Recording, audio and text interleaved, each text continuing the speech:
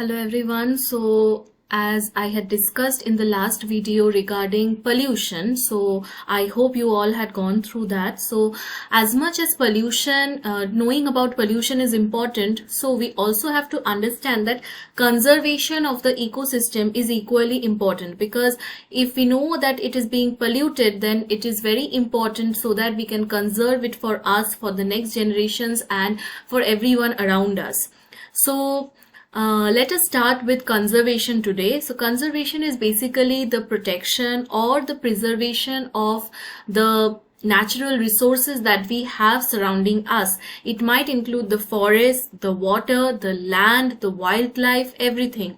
And although some species are very much in danger of getting extinct, means they will not be able to survive anymore.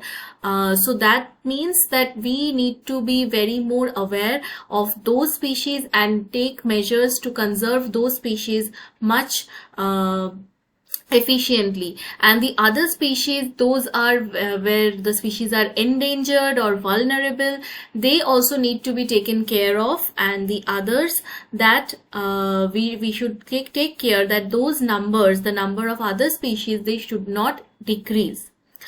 Now, there is an urgent need to conserve the biodiversity surrounding us. So, first, let us understand that the conservation can be of two types: in situ and ex situ. So what is in situ conservation? In situ conservation means that on-site conservation, or wherever the natural resource is or wherever the wildlife is, we have to conserve it over there only.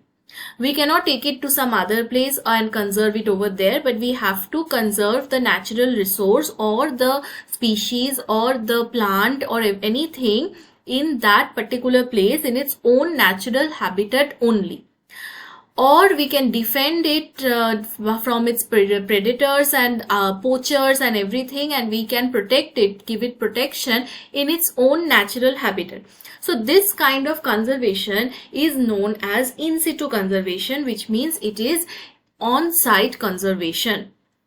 So from here, I think you can understand that in situ conservation includes the protected areas like wildlife sanctuaries, the national parks, the biosphere reserves, and the sacred forests and lakes. So there are some regions of land which are considered to be sacred by some local people over there, and for that they usually conserve that area and they protect it from outsiders. So that is also a method of conservation, and in situ conservation method. Now, what are the advantages of in situ conservation? So in situ conservation, like I have already said, that it is conservation in its natural habitat without any human interference, and therefore their life cycle, their normal lifestyle, whatever their habits are, they do not need to change. They can be as it is. So they will not feel aloof or they will not feel uncomfortable, but they will be protected in its own natural habitat. So in situ conservation also provides the green cover, because if we are protecting a wildlife sanctuary or a biosphere reserve, then naturally the forest around the region, that will be obviously protected, and therefore the green cover or the trees will be protected in that area, which is very important. And also it is less expensive and easy to manage, because you do not have to transport those species or plant or animals to some other place and conserve it there. You can just give a boundary and maintain them on that position only, and you can manage it easily, and it will be very less expensive, because the transportation costs and building up another place, those costs will be much lowered. And also the interests of the local people, the indigenous people, means the local tribal people, those people are also very much happy with the in situ conservation, because their sources of livelihood, their living style, their everything depends on that forest mainly. So therefore they will also, their interest will also be served, because we are not destroying the forest, but we are conserving the forest, and their habitat, their life style will be not changed anymore. So another type of conservation is the ex situ conservation. But before going into that, first we have to understand what is a national park, what is a sanctuary, and what is a biosphere reserve. So like I was saying that this biodiversity conservation, this can be divided into two types. So in situ and ex situ, like I've already said, that in situ we have these protected areas called national parks, wildlife sanctuaries, biosphere reserves. So biosphere reserves can be both terrestrial as well as marine, and the sacred groves and the sacred lakes that I talked about. So naturally, in the ex situ conservation, we will have those means of conservation which are outside the original place, or off-site conservation, or we can say that any species which is taken out from its natural habitat and conserved in some other location, that can be considered as an ex situ mode of conservation. So let us discuss what are the differences between in situ and ex situ conservation. So in situ means, like I said, in the original place, and ex situ means outside the original place. In situ is carried out on site and it is off site, like obviously zoological gardens, botanical gardens, then aquarium, seed banks, because you know that nowadays seed banks are very important, because we can store the seeds of some certain plants and we can use them whenever we have a barren land, or we can afforest, or if we can restore the vegetation in a barren land also, using the seeds stored in the seed banks. And if there is any plant which is about to become extinct, then also we can use those stored seeds, and then we can just plant them and make them grow. And also there are some home gardens. So of course we know the concept of home gardens, which means that we have to plant a tree or anything in our garden or in our home, balcony, anywhere. So that is also a method of conservation, but it is ex situ obviously, because it is not growing in its natural habitat, it is growing artificially in some other place. So methods are applicable, in situ methods are applicable for large populations. It is possible if you are doing it on a large scale, then in situ conservation is the best possible method. And ex situ is for small population, because in a zoo or aquarium you cannot have thousands of animals. You can only have one or two of each species. So that becomes a very much like a limitation of ex situ conservation, and therefore they are applicable only for small populations. So it is less expensive in situ, like I have already talked about, and ex situ is obviously more expensive because you have to transport them from one region to another, and also you have to build up a completely new place for them. To maintain them, you have to keep staff and everything. So these expenses are will be over expensive, and therefore in situ is less expensive.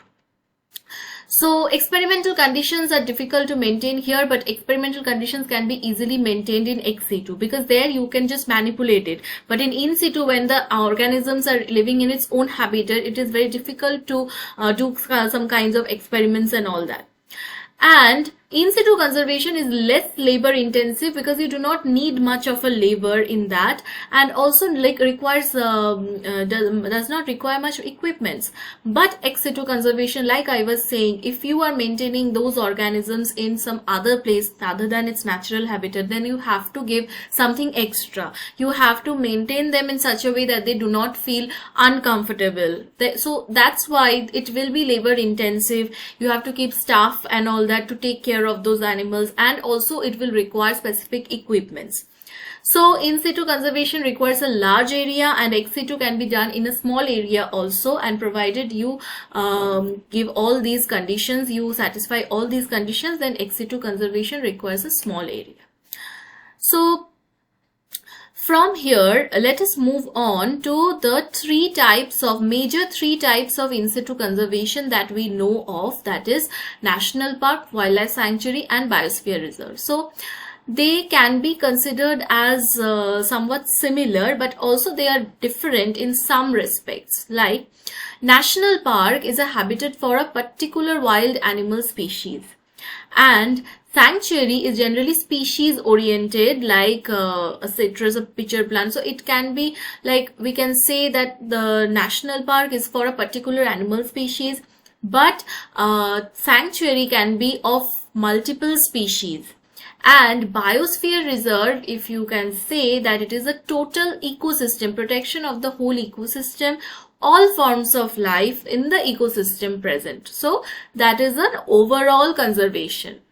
And national park is area wise, it is like 100 to 500 square kilometers average size, and this is around, it can range from around, this is also around 100 to 500 square kilometers. And biosphere reserve size range is very huge because of, you can understand that it is of a whole ecosystem, so the biosphere reserve area will be much larger. And these boundaries of national park are fixed by the legislation, but sanctuary, the boundaries are not that much fixed, and biosphere reserve also it's fixed. So sanctuary is, the boundary is a little flexible.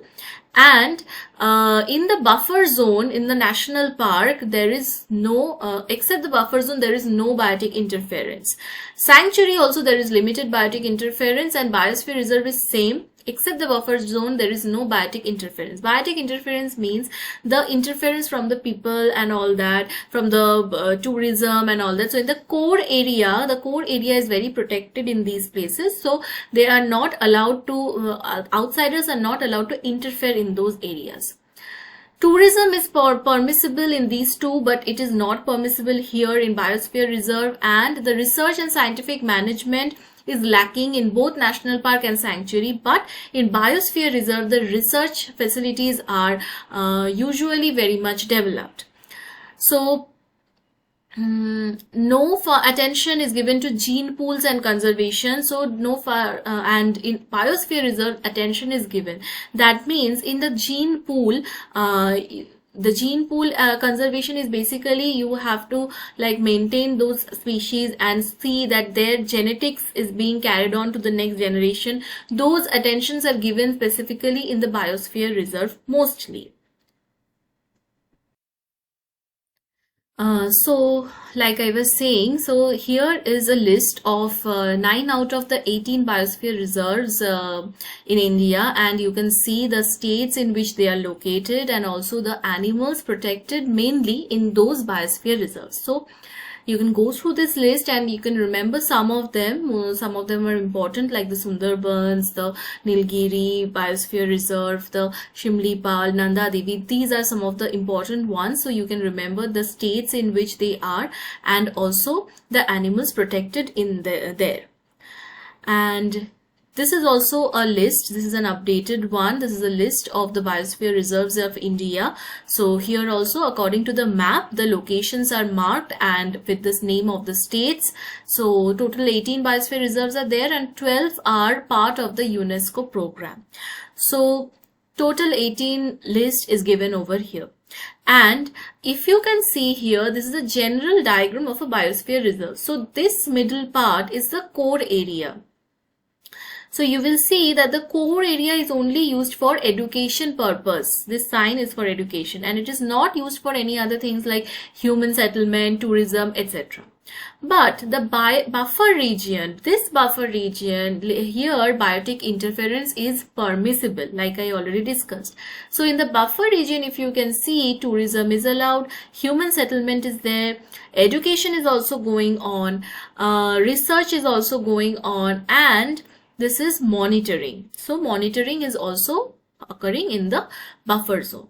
And the last one is the transition zone. That transition zone is between the biosphere reserve and the normal habitat. So that is a transition zone. There also you can see that biotic interference is obviously there. In buffer zone it is there. That means in transition zone is definitely there. So there also tourism and human settlements and everything, research and education, everything is allowed. So this is the common concept of biosphere reserve, and according to the zones it has been divided into the zones. And moving on to the national parks in India. So national park, like I said, it is designed by the government to protect the ecological integrity of one or more species, and it is a piece of land which is just maintained for its preservation, and also it is used for recreational purposes, for tourism and for other activities it can be used. So total 106 national parks are there in India. It is named according to the states, all these maximum are in Madhya Pradesh. 11 national parks are in Madhya Pradesh. The largest one is Hemis in Ladakh. The oldest one is Corbett, and it covers around 1.23% of the country. So this is a huge area, and all these national parks are very important for the conservation, the biodiversity conservation. So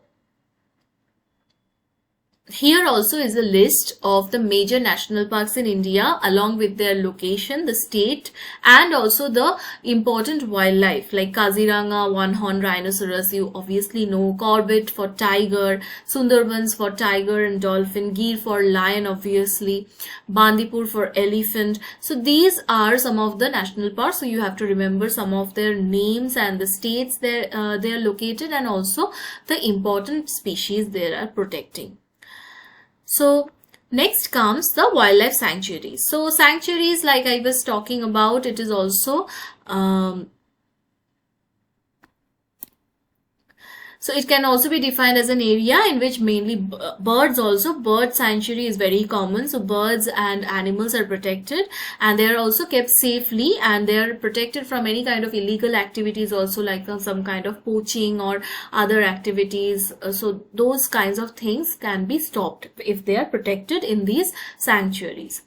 So in India, around 567 wildlife sanctuaries are there, and out of these, Project Tiger governs 53 tiger reserves.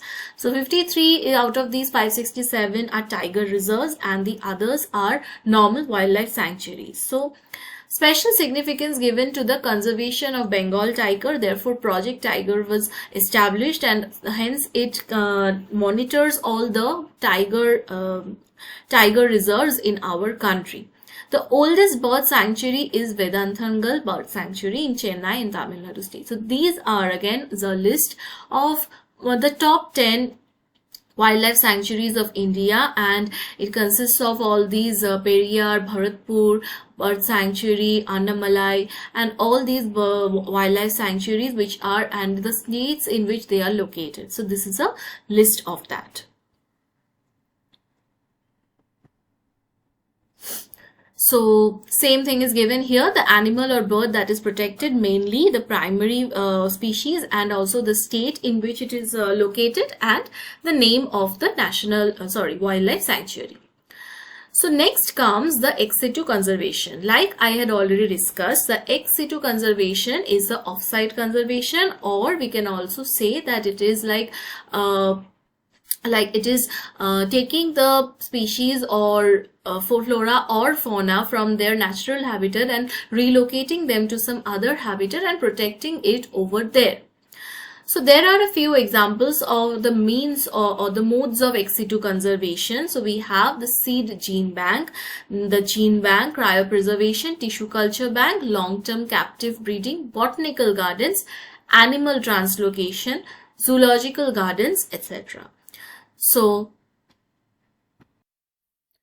let's start with the seed gene bank. Like I was saying, that we can store the seeds in cold storages and under controlled temperature and humidity for storage, and therefore we can preserve those seeds for a long time at such low temperatures. So therefore those plants can be again replanted, and those seeds remain viable for long periods of time. So even if we need it after years and years, then also we can just take the seed from the seed bank and plant it, and it will again, hopefully it will again grow into a new plant.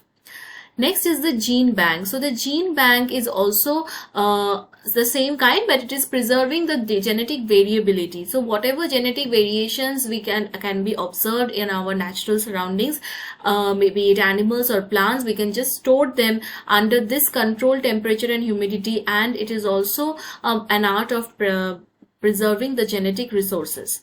Cryopreservation, like I have already, I don't know if you know, because it's a new technique, and with the help of liquid nitrogen, it is used to preserve certain substances which can be used for later researches, later experiments and all that. Like in our laboratories, we usually preserve the cell lines and all that in -80 temperature in the liquid nitrogen, and therefore we can use it even after years. We can use it, just we can take out the vial and we can thaw it to normal temperature, and we can again culture those cells. So this is another method of preservation. Tissue culture bank is almost the same thing. The cryopreservation of disease-free meristems is very helpful. So we can just cut short roots and shoots of some plants and we can preserve them. So that can be considered as a tissue culture bank. And next is the long-term captive breeding. So this method involves capturing of species of both genders, like male and female, and then maintaining them under captivity and allowing them to breed, so that they can breed and they can produce offsprings, which can be a way to preserve the species, to conserve their population, and also so that their numbers might increase. Botanical gardens, we all know that it is a place where the trees from different parts and different species are grown in a one place. And most are exotic species, which is taken from somewhere, brought here and then planted over here and allowed it to grow, maintaining it under in a foreign environment actually. So therefore it is kept there for research purpose, for educational purpose. So and it is also a method of conservation. If something happened to that particular species, that plant population, then we can say that it is there, it is still there in the botanical garden, and from there it can be used to increase its number. Animal translocation. So animals are taken to a new locality. So when are these animals carried? One is when they become extremely rare. So when a species on which an animal is dependent becomes rare, when a species is endemic or restricted to a particular area, and due to habit destruction, if its habitat is destroyed, if it is in an unfavorable situation, then we translocate the animal. And also to increase the population of a particular animal in an area, we can just bring animals from other parts of the world and take and translocate them to a certain place where its numbers are low.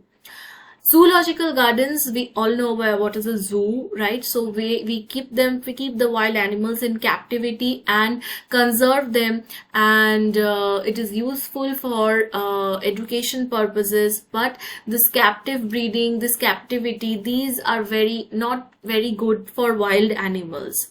So therefore in situ conservation will always be much favorable. But there are some advantages of ex situ preservation, like it is useful when the population of species is declining. So captive breeding is a very good way of increasing the population of a species on a large scale. And endangered animals which are on the verge of extinction, they can be successfully bred, and so that they can do captive breeding and increase its numbers. Threatened species, also the same thing. Ex situ centers, they offer the possibilities of observing wild animals. So we can keep an animal in a captive condition and we can study them for their behavior, for their pattern or anything. That is not possible in situ conservation. There the animal is moving around freely in a forest or in a jungle, so it will not come close to you that much. And this ex situ conservation is extremely important for research and scientific work. Like I was saying, for that it is very important. So that is all about the ex situ and in situ conservation. Now coming to biodiversity and biodiversity hotspots. So what is biodiversity? Biodiversity it can be defined as the variety and variability of life on Earth.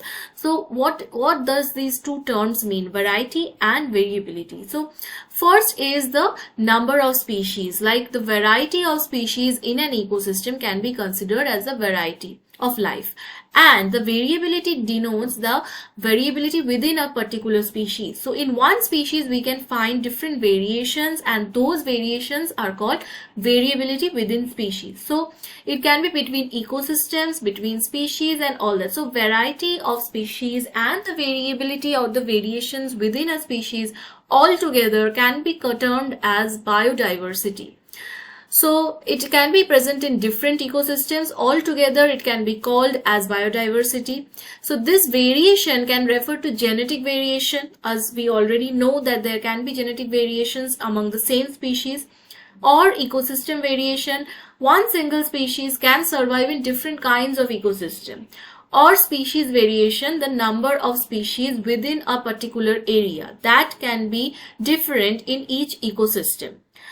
So terrestrial biodiversity tends to be greater near the equator, which seems to be the result of warm climate and high primary productivity. So we all know as we move towards the equator, near the tropics or towards the equator, the forest is very well developed in those areas of the world. So therefore, because of the high density of forests over there, the animals are also growing much faster over there, and there is a high density of flora and fauna in those regions. So therefore it is assumed that it might be due to the warm climate, because equator region is usually very high temperature is maintained there, and also the primary productivity is the net production of oxygen and carbon sources from plants. So this productivity will also increase in those rainforests or for deep forest areas.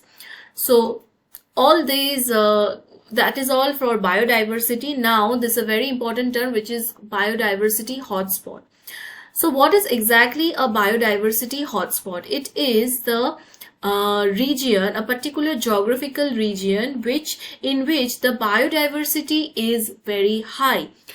How can we define a hotspot? When we so a biodiversity hotspot can be termed when there is at least 1,500 species of endemic vascular plants. So now we have to understand that there are two terms. One is endemic species, the other is exotic species. So endemic species are those which are local over there, which can be found only in that place and not in all the other places. And exotic species are those species which are brought from some other location, from a foreign location, into that place.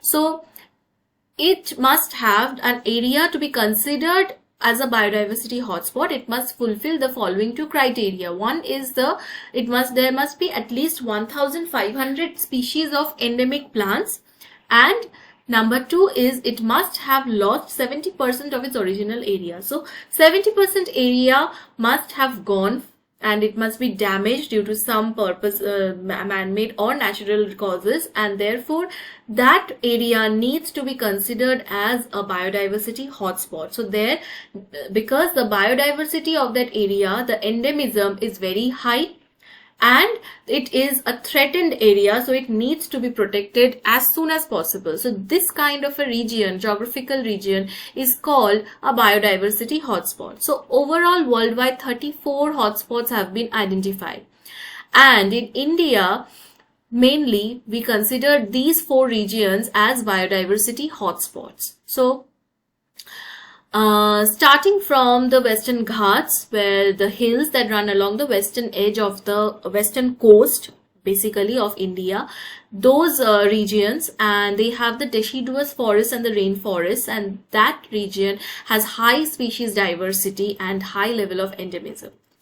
Second comes the Eastern Himalayas. This region means Bhutan, Northeast India, Southern and Central Eastern Nepal. So some portions of Nepal, some portions of Bhutan and our Northeast India, that comes under these Eastern Himalayas biodiversity hotspot. So this region has a very high altitude, and therefore it has 163 globally threatened species, including the one-horned rhino. So we know that in the northeast part comes the Kaziranga National Park, that is in Assam, and therefore one-horned rhinoceros is one of those species which is endemic over there, and it is quite a threatened species because of its horn. The number of poachers taking advantage of that is very, very high, and therefore it needs to be protected. Next comes the Indo-Burma, which is the northeast India except Assam and Andaman group of islands. So the Myanmar, Thailand, Vietnam, those regions, they constitute this Indo-Burma biodiversity hotspot. And here around 13,500 vascular plants are found. 52% are endemic to that region. So it is quite a high number of around 6,000 to 7,000 endemic species are there. So this is quite a high, and therefore it definitely covers the criteria of biodiversity hotspot, and it is spread out in a tropical area, over a wide range of tropical area, and the climate and habitat patterns in this region is also very wide. Next is the Sundaland. Sundaland is basically the Indo-Malayan archipelago, the Nicobar group of islands, and the Indonesia, Malaysia, Singapore, those regions. So they constitute a geographical region called Sundaland, and this is a biodiversity hotspot. These islands have a very, very rich terrestrial and marine ecosystem. So Andaman Islands come in this one, and Nicobar Islands come in this biodiversity hotspot. So because of the high diversity of species found over there and the high level of endemism, these regions are termed as biodiversity hotspots. So this is the location denoted in the map. So this is the eastern Himalaya. This is the eastern Himalayas. This is the northeast India, Andaman and Nicobar Islands, and the Western Ghats. So these are the total 4 biodiversity hotspots. Here it is color coded, so it will be easier for you. The Himalayas, this is the Indo-Burma region, the Western Ghats, and this is the Sundaland in red. Okay, so these are the biodiversity hotspots found in India. So it is written here. So the 2 criteria is very important. It is the endemism and loss of habitat. These 2 criteria are to qualify as a hotspot. These 2 criteria must be fulfilled, and these are the 4 primary biodiversity hotspots found in India.